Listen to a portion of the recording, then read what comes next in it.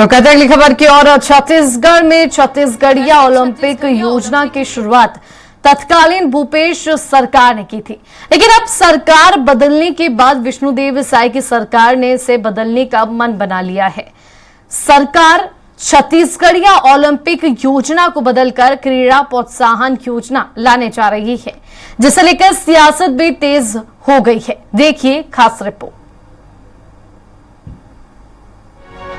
दरअसल छत्तीसगढ़िया ओलंपिक की शुरुआत साल 2022 में 17 जुलाई को हरेली के दिन हुई थी। हालांकि इसकी घोषणा पहले ही कांग्रेस सरकार द्वारा कर दी गई थी। भूपेश बघेल सरकार ने इसके लिए 25 करोड़ रुपए के बजट का प्रावधान किया था। इस योजना के अंतर्गत 4 स्तर पर खेल होते थे। सभी खेल ग्राम पंचायत, ब्लॉक, जिला और राज्य स्तर पर कराए जाते थे। छत्तीसगढ़िया ओलंपिक्स में आयु वर्ग को 3 वर्गों में बांटा गया था। प्रथम वर्ग 18 वर्ष की आयु तक और फिर 18 से 40 वर्ष आयु सीमा तक, वही तीसरा वर्ग 40 वर्ष से अधिक उम्र के लिए था। प्रतियोगिता में महिला पुरुष दोनों वर्ग के प्रतिभागी हिस्सा ले रहे थे। छत्तीसगढ़िया ओलंपिक में कई तरह के पारंपरिक खेल शामिल किए गए थे, जिनमें राज्य के कुल 14 प्रकार के खेलों को शामिल किया गया था। छत्तीसगढ़िया ओलंपिक में गेड़ी दौड़, गिल्ली डंडा, लंगड़ी दौड़, कबड्डी, खो खो, पिठूल, संकली, रस्साकसी, कंचा, बिल्लस, फुगड़ी, भवरा, 100 मीटर दौड़ और लंबी कूद जैसे खेलों में प्रतिस्पर्धा आयोजित कराई जाती थी।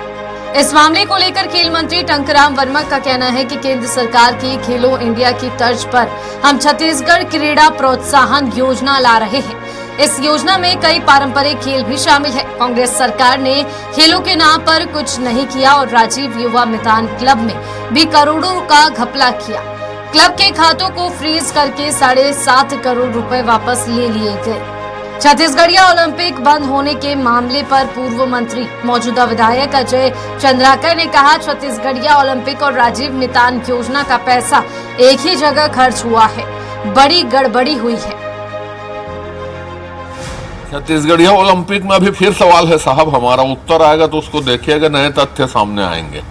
अब अभी से हम बता नहीं सकते कि क्या सवाल है, लेकिन सवाल इस सत्र में भी आपको देखने को मिलेंगे और जब तक हम उसको परिणाम तक नहीं ले जाएंगे तब तक सवाल लगते रहेंगे, क्योंकि उसमें कैसे कन्वर्जेंस हुआ है। छत्तीसगढ़ ओलंपिक का पैसा और राजीव मैदान क्लब का पैसा, दोनों पैसा एक ही जगह खर्च हुआ है। ये जब तक साबित नहीं होगा और दोनों के पैसे का हिसाब किताब क्या है, तब तक ये चलता रहेगा।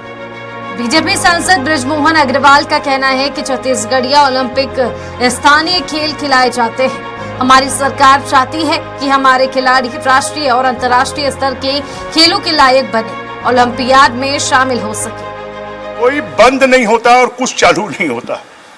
छत्तीसगढ़िया ओलंपिक के नाम पर जो एशियाड में, ओलंपियाड में जो हमारे छत्तीसगढ़ के खेल जो मान्यता प्राप्त खेल हैं, उनको तो हम तिरस्कृत कर और ऐसे खेलों को जिनमें कोई मेडल नहीं मिलता, ऐसे खेलों को हम बढ़ावा दे रहे थे। वो खेल भी होना चाहिए, परंतु जिन खेलों के माध्यम से छत्तीसगढ़ की प्रतिष्ठा बढ़ सकती है।